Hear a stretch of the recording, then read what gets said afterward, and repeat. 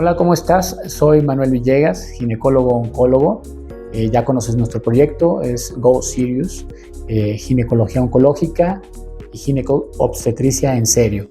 Y bueno, hace unas semanas platicábamos sobre las pruebas de tamizaje que requiere la mujer para diagnóstico oportuno de cáncer cervicuterino y lesiones por papiloma humano. Y ahora vamos a platicar un poquito de lo que hacemos o hacen los especialistas radiólogos para el diagnóstico oportuno de cáncer de mama. Y bueno, a este respecto debo mencionarles que el cáncer de mama es el tumor maligno más frecuente en la mujer, y eso hace que muchos de los recursos de los países en el mundo estén dirigidos a tratar de diagnosticar tempranamente el problema para ofrecer soluciones más sencillas, ¿sí? Y que ofrezcan una mayor tasa de supervivencia para las pacientes. Es decir, un diagnóstico temprano puede hacer la diferencia entre que un paciente sobreviva o no a esa enfermedad o ese problema. Para eso, desde hace muchos años se han desarrollado diferentes tecnologías y eso sigue cambiando, pero es importante subrayar que al día de hoy los métodos que más utilizamos para ese propósito es la mastografía y el ultrasonido mamario. Hay algunas variantes en relación a la mastografía. En el ultrasonido hay diferentes herramientas dependiendo del equipo del radiólogo, pero lo importante, lo más importante, es que el equipo sea el adecuado y el radiólogo u observador sea el adecuado para interpretar ese estudio. Y ahorita vamos a platicar y profundizar un poquito más al respecto. ¿Qué les quiero decir? Que como todo, hoy en día hay mucha oferta en relación a la realización de este tipo de estudios, y en el día a día que nosotros vemos aquí en el consultorio, muchas veces tenemos que repetir algún estudio o comentarlo con algún colega radiólogo que tenga mayores capacidades que la persona que hizo el estudio para poder verificar que el paciente se encuentra bien o si algo es realmente sospechoso o no. Entonces, es muy importante que el lugar en donde se realice el estudio sea el adecuado y la persona que lo interprete sea la adecuada. También no solo depende del radiólogo, depende también del técnico o técnica que realice el estudio. En el caso de la mastografía, esto es a la hora de hacer las proyecciones y las compresiones, tienen que incluir ciertas áreas y el radiólogo es el que da el visto bueno de que el estudio está tomado de forma adecuada para poder evaluar de la mejor manera a ese paciente, y si no, se repite el estudio. Entonces, con esta pequeña introducción, el tamizaje o la pesquisa en el paciente aparentemente sano inicia en realidad desde casa con la autoexploración mamaria. Y esto es muy importante porque por ahí alguna vez en un foro científico escuché que alguien tenía el infortunio de decir que la autoexploración o la exploración mamaria por el médico era algo que ya estaba obsoleto. Y en realidad no, todo es un complemento. Y esto hay muchas maneras de verlo y muchos enfoques, pero supongamos que tenemos una paciente menor de 40 años en las que por norma oficial en nuestro país no realizamos de rutina la mastografía de pesquisa o tamizaje, a menos que sea una paciente de alto riesgo, y que esa paciente, por alguna razón, una mutación o lo que haya sido, desarrolló un cáncer en su seno y ya había acudido hace unos meses a su ginecólogo o a su oncólogo y no había sido palpado ese tumor porque no era palpable en ese momento o porque no existía. La oportunidad de esa paciente para detectar el problema está en su autoexploración, en que ella conozca sus glándulas mamarias, en que ella sepa revisar sus glándulas mamarias y que note que algo ahí no es normal y acuda al especialista para recibir la atención adecuada y el abordaje adecuado. Entonces, por ahí empezamos. Otro escenario al respecto también de que no está obsoleto el explorar al paciente ni la autoexploración es el escenario en el que hay áreas de la mastografía que no pueden alcanzar o abordar una región determinada. La mastografía son dos proyecciones en la forma que se hace para el tamizaje o pesquisa y a veces no alcanza a incluir áreas donde podría haber un tumor, ¿sí? Y que no salga en la mastografía, ¿de acuerdo? Y de igual manera puede estar en el área donde sí está la proyección y puede ser que no se ha detectado. Ese es el menor de los casos. La mayoría de las veces se diagnostica y se alcanza a diagnosticar la mayoría de los problemas por estos métodos, pero en ocasiones puede ser difícil por diferentes circunstancias, el tipo de tejido de la paciente, el tipo de tumor. Hay tumores que no son tan visuales al momento de evaluarlos por una mastografía convencional o un ultrasonido convencional. Y entre más experto sea la persona que lo evalúa, tiene mayores probabilidades de detectarlo. Entonces, sin afán de generarles estrés, sino más bien de invitarlos a que acudan a sus revisiones en forma periódica, cuando están asintomáticas es en forma anual, y a realizar sus estudios de mastografía y ultrasonido mamario cuando se requiere, ¿sí? Y esto es anualmente mientras no hayan detectado algún cambio significativo. Entonces, la mastografía puede ser una mastografía de tamizaje o una mastografía diagnóstica. La de tamizaje es cuando el paciente es aparentemente sano y no se palpa ninguna anormalidad, ni el paciente ni el médico, ¿sí? Y no hay ningún otro hallazgo en ningún otro estudio. Y la de diagnóstico o mastografía diagnóstica es cuando queremos investigar algo que hemos palpado, ¿sí? Ya sea el paciente o el médico, y queremos ver cómo se observa eso en el estudio de imagen. ¿De acuerdo? Una de las barreras más importantes a la que nos enfrentamos con este tipo de estudios es que hay pacientes que tienen la idea o el mito de que el estudio puede por sí mismo generar un problema a la salud por la radiación que emite.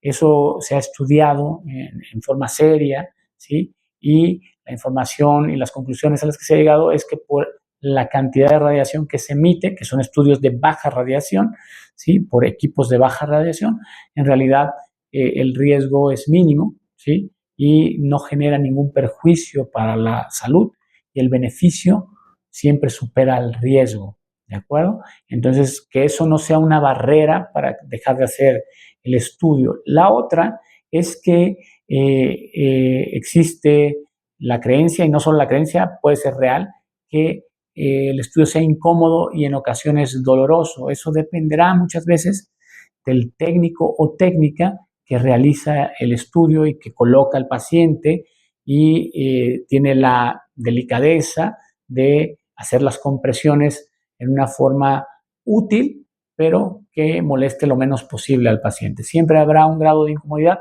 pero no debe ser doloroso también, ¿de acuerdo? Entonces, el acudir a un lugar donde el personal está capacitado también en ese tipo de toma de estudios y en la empatía que debe tener con el paciente, puede ayudar mucho, sobre todo en las primeras experiencias que tiene la paciente a la hora de hacerse el estudio, a reducir esa ansiedad que puede llegar a generar esa idea de que es doloroso el estudio. Referente a quién debe interpretar y hacer el estudio, siempre hago una analogía con mis pacientes y les digo que si ellas fueran en el viaducto manejando y el doctor Villegas fuera en un Ferrari en el viaducto y dijeran, mira, ahí va el doctor Villegas, ¿no? Y enseguida aparece Sergio Checo Pérez en un Jetta y empieza a picar al doctor Villegas para jugar unas carreras y tú estás observando eso. Si tú observaras eso, yo te preguntaría, ¿a quién le apostarías? ¿Quién crees que ganaría? El doctor tiene un Ferrari. No lo tengo, pero Checo es piloto y Checo, no importa el vehículo que tenga, es un experto en esa área, ¿de acuerdo? Entonces, lo que más valor tiene es que el operador del equipo y el que evalúa el estudio tenga las capacidades. No quiere decir que sea infalible, pero es menos probable que pueda omitir algo por el entrenamiento que tiene. Entonces eso es sumamente importante. Y es todavía más importante, todas las mastografías las evalúa un radiólogo y el radiólogo debe estar calificado en mama, ¿sí? Es decir, es un radiólogo que además de ser radiólogo y haberse entrenado 3 o 4 años en radiología, tiene un entrenamiento adicional en el diagnóstico y procedimientos diagnósticos de la glándula mamaria. Y el ultrasonido es completamente operador dependiente. ¿Qué les quiero decir con esto? Depende completamente de la persona que hace el estudio y que adquiere las imágenes, la adquisición de las imágenes. Muchas veces el paciente nos llega con ciertas imágenes y ya vienen capturadas y yo puedo ver las imágenes y están normales esas imágenes. Pero yo no sé si la persona que hizo el estudio capturó lo que debía capturar y lo que le llamó la atención fue lo correcto, ¿de acuerdo? Entonces, eso entra dentro del nivel de entrenamiento que cada persona pueda tener para poder adquirir y observar adecuadamente esos hallazgos durante el estudio. Entonces, es muy importante que de preferencia, si no es que obligatoriamente, la persona que realiza el estudio sea un radiólogo calificado en mama. No es que esté mal que se oferten tantos estudios de esta naturaleza en diferentes niveles de capacidades, pero son niveles de atención y cumplen un rol en nuestra sociedad. Lo importante es hacer el estudio. Afortunadamente, la mayoría de esos estudios nos permiten diagnosticar. El problema está en el detalle fino, en ese caso en el que no se observaba con tanta claridad o así, pero es importante que tengamos este conocimiento a la hora de elegir en dónde, cómo y quién, de acuerdo a nuestras circunstancias, debemos hacer ese estudio, ¿no? Y acercarse con los especialistas en la materia para evaluar estos resultados, ¿no? Sabemos que en los sistemas de salud hay diferentes niveles de atención y los médicos de primer contacto son los encargados a veces de recibir muchos de estos estudios y en base a eso referir a un nivel de especialidad o a una subespecialidad. Sin embargo, cuando es un tema tan sensible y tan puntual, muchas veces nos gusta que todo se haga de la mejor manera posible y eso puede en ocasiones hacer diferencia, ¿no? El estudio de mastografía es el estudio que ha logrado impactar y que está demostrado que ha impactado en la mortalidad por cáncer, reduciéndola, ¿sí? Y esto es gracias al diagnóstico temprano, como decíamos, apoyado en imágenes de ultrasonido, ¿sí?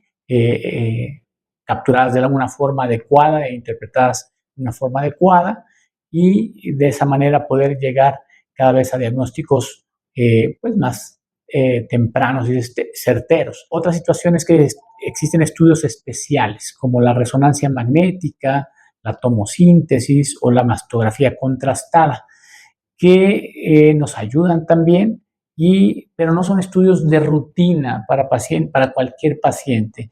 Son para pacientes de alto riesgo, para pacientes que tienen ciertos problemas o que el radiólogo quiere ver algo adicional porque no fue concluyente estos primeros 2 estudios, se puede apoyar en estos otros para poder discriminar si todo está normal o si realmente existe algo sospechoso. Entonces, el radiólogo es el que realmente debería indicar ese estudio o el especialista o subespecialista, habiendo evaluado previamente las otras imágenes. Pero no es un estudio que se haga de primera intención, no, ni mastografía contrastada, ni resonancia magnética, ¿sí? Ni tomosíntesis.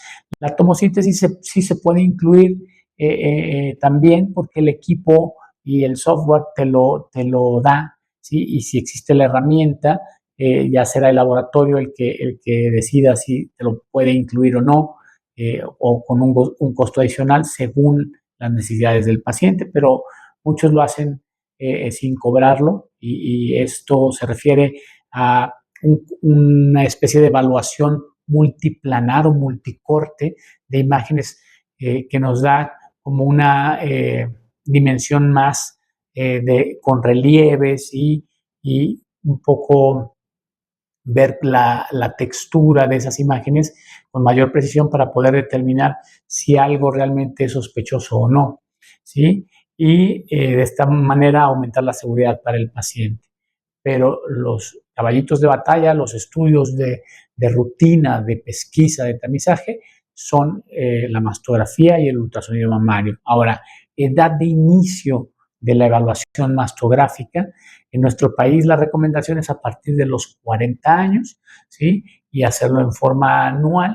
Y generalmente en ese grupo de edad, entre los 40 y los 50 años, por algo que se llama densidad mamaria. Esto es debido a qué tan activa está esa glándula mamaria por el estímulo de los estrógenos que aún están estimulando al tejido, hace que sea más denso el tejido y que el rayo tenga cierta dificultad para pasar el tejido y eso genera una sombra y una blancura importante en la placa de mastografía que no nos deja discernir del todo si todo está bien o no y entonces requiere apoyarse en el ultrasonido mamario para complementar los hallazgos, ¿no? Esto lo decide el radiólogo, ¿sí? Al momento de evaluar la placa de mastografía, si el paciente requiere ultrasonido o no. Por otra parte, hay otros países en donde la pesquisa empieza a los 50 años y esto realmente se debe a costo-eficacia, es la evaluación que los gobiernos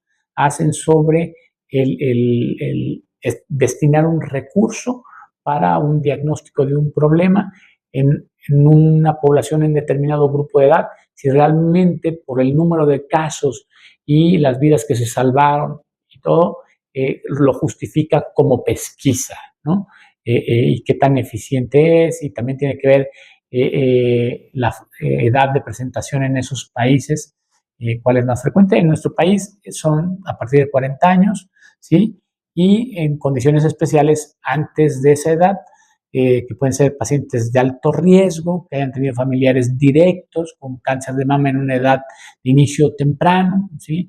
Menos de 40 años, por ejemplo, y entonces eso podría indicar el estudio en otras poblaciones menores de 40 años o ante la presencia de un hallazgo por ultrasonido mamario o a la palpación o a la investigación, exploración física, sospechoso. Eso también la haría acreedora a realizar también una mastografía. Generalmente, en menores de 40 años, va a requerir ultrasonido y mastografía, ¿sí? Y la primera evaluación casi siempre se hace por ultrasonido para poder evaluar el tejido de una mejor manera y cuando hay sospecha se complementa con mastografía y con las otras herramientas diagnósticas que tienen los radiólogos para este fin.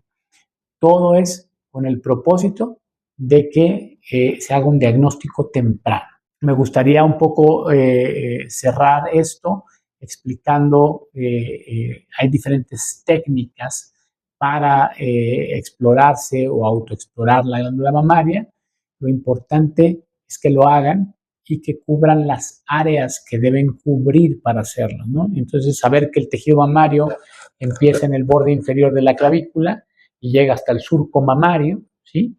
Y desde la línea media hasta, siguiendo el surco mamario, se delimita perfecto el límite lateral de la glándula y nos lleva incluso hasta la prolongación axilar de la glándula mamaria, ¿sí? Y a la axila que está dentro de ese hueco que tenemos acá. Entonces, la exploración debe ser ordenada, hacerla siempre igual, siguiendo el orden. A mí me gusta la técnica que sigue el sentido de las manecillas del reloj, que si utilizamos este modelo anatómico, pues sería como si el pezón fuera el centro de un reloj y yo siguiera todo el radio de las 12 hasta la clavícula y luego avanzo y me regreso al centro y voy haciendo toda esa palpación suave, reconociendo que no haya bolitas o nódulos sólidos, bolitas duras en la glándula mamaria, ¿sí? Y dando toda la vuelta, después revisando el pezoncito, que no se ulcere, que no descame como si tuviera caspa, que no presente engrosamientos de la piel, ¿sí? Retracciones o modificaciones. Y después se desvía un poco el pezón y se toca hacia atrás en los conductos principales, ¿sí? Que no haya nódulos sólidos o bolitas duras.